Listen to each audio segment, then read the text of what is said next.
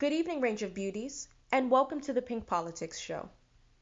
Anyone who points out the clandestine plans and nefarious plots of the Democratic Party is immediately accused by the mainstream news media and academia, two deep state institutions that have been acting as a mouthpiece for the illegal immigrant first Democrats since the 1930s, as subscribing to bizarre conspiracy theories.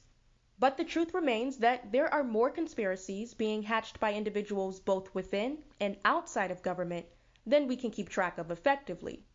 Whether the Democratic Party and their mainstream news media and academic allies like it or not, there are conspiracies that happen every day and night in this country, and for that matter, around the world.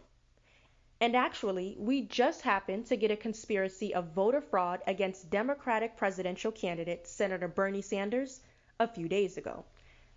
Now, of course, the illegal immigrant first Democrats have denied this claim, saying instead that the Iowa caucus results were delayed due to a vote counting app that didn't work.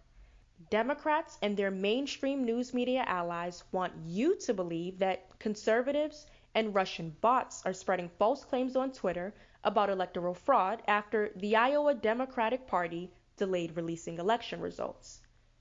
This is a case where they're trying to tell you that you didn't see what you saw. It's like telling someone that their snarling chihuahua bit you and they respond by saying, "It didn't happen," even after you pull up your pants leg and show them the bite. Now, we're not saying that the Democrats aren't incompetent and disorganized, because they certainly are. After all, they're the ones who created the disaster at the US-Mexico border. They're the ones who also created the single-parent crisis in Black American women's community with radical feminism in the 1960s. So Democratic incompetence and disorganization could have been the reason for the Iowa caucus fiasco. But rigging the Iowa caucus is a more plausible explanation for the failure to release the election results in a reasonable time, especially when you consider that a Bernie Sanders Democratic nomination is a nightmare scenario for many, if not most, Democrats. Keep in mind that CNN president and Democratic partisan Jeff Zucker joined forces with Elizabeth Warren at the Democratic debate in Des Moines, Iowa, to destroy Bernie Sanders' campaign. Remember, they accused him of being a woman hater without any shred of evidence.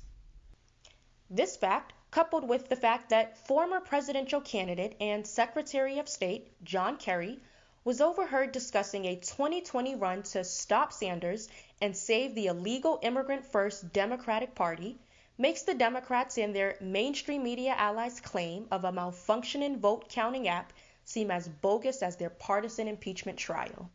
However, despite being cheated, Sanders is still in contention with a chance to win. Here's National Press Secretary for the Sanders campaign discussing the campaign's reaction to the latest Iowa caucus results.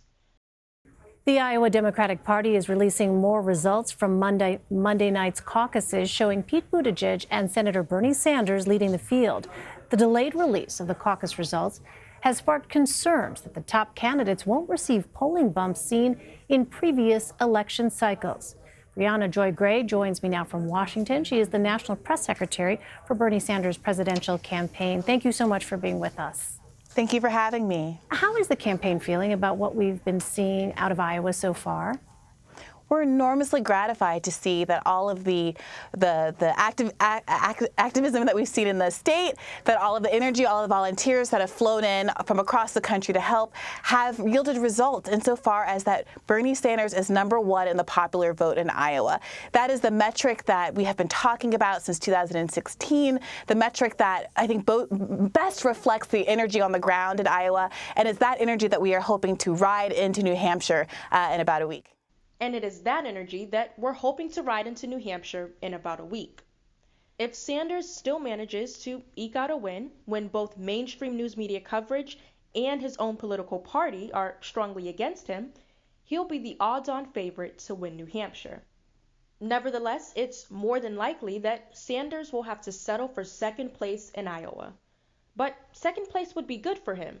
The Democrats would like to bump him down to third or fourth place. We know that Joe Biden is their top choice, but it would be too obvious if they give it to Biden, especially with the massive delay in results. Giving Biden the win would basically confirm what we had suspected all along, which is that the Democrats are simply taking time to rig the results. They know that we'd say this is 2016 all over again. They know that many of us are hip to their covert cheating ways.